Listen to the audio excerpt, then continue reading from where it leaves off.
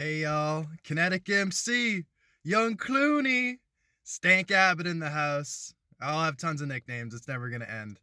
I'm coming at you with another segment of Car Thoughts.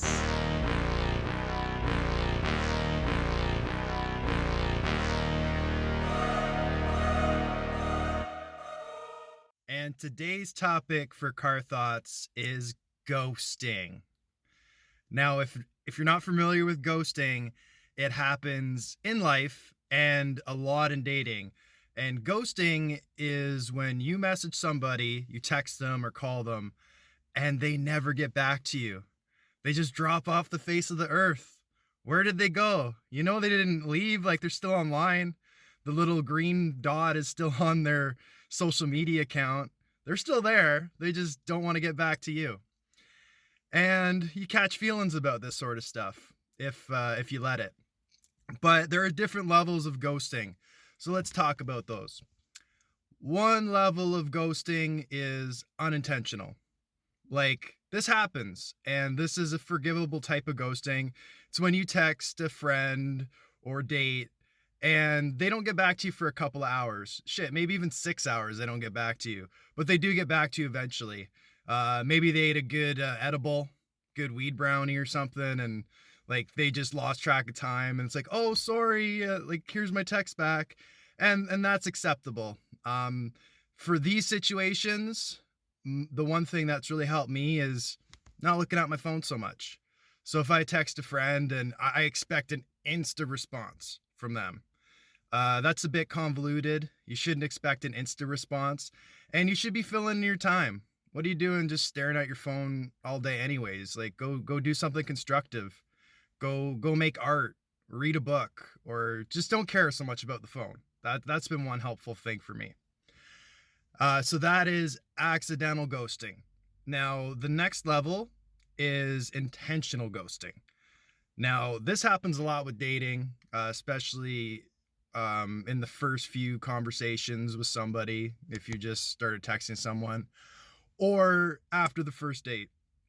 So what happens is usually the dude makes some sort of mistake along the way, and he's like, "Hey, what's going on?" And then you get put on red. Now I'm throwing a lot of cool buzzwords at you right now.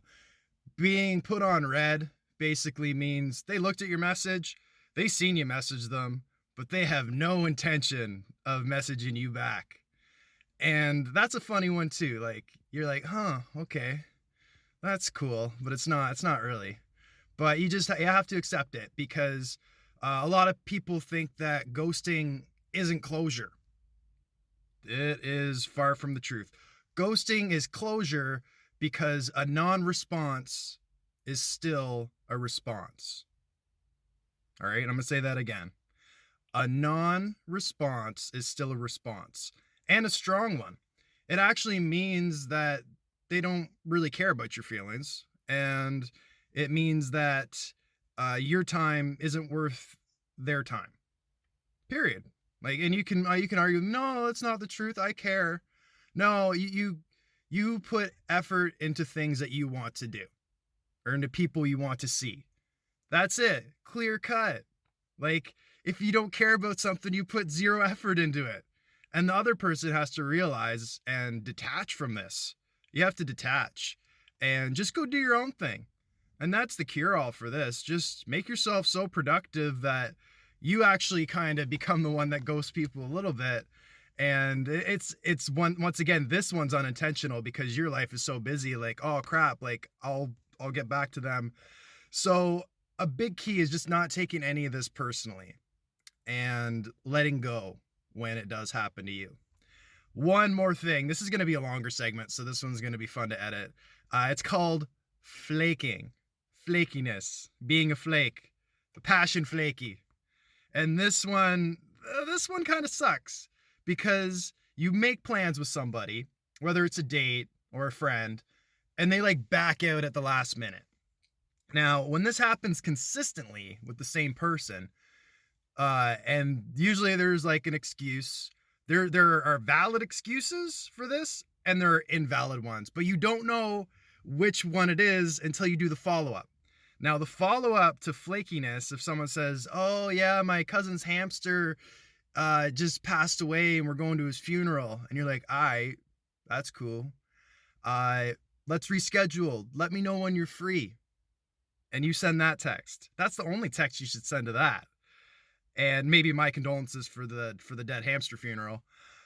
And once you send that and you get a no response back, they didn't want to hang out with you. Their excuse was BS. Absolute horse poop was their excuse. But once again, don't take it personally. Just move on. Text them less. Like, don't text them at all. That's what I would say. Like, I got tons of other things I could do. I got tons of other friends that want to hang out with me. And people, if I reached out right now today, I'd be hanging out with them. I mean, maybe not today because of Corona and stuff, but you get what I'm saying. Yeah, so flakiness it's a trend too. And I would also say if you are a consistent flake yourself or you don't follow through on things, you have to be by your word. If anyone knows Kinetic MC, I'm a shower upper. I'll show up. I rarely cancel, and if I do, I'm really down and out, and uh, um, I'm not feeling it, but I'll let someone know. Like, I won't straight up like just non-respond. So you got to be a person of your word. That's a real strong trait and a strong attribute is follow through. Even if you don't want to do something. If you've made plans, if you've made commitments, make sure you let that person know that they're important to you. Okay? All right? No, that's my car thought rants. Don't ghost people. Don't be ghosty bitches. All right. Peace.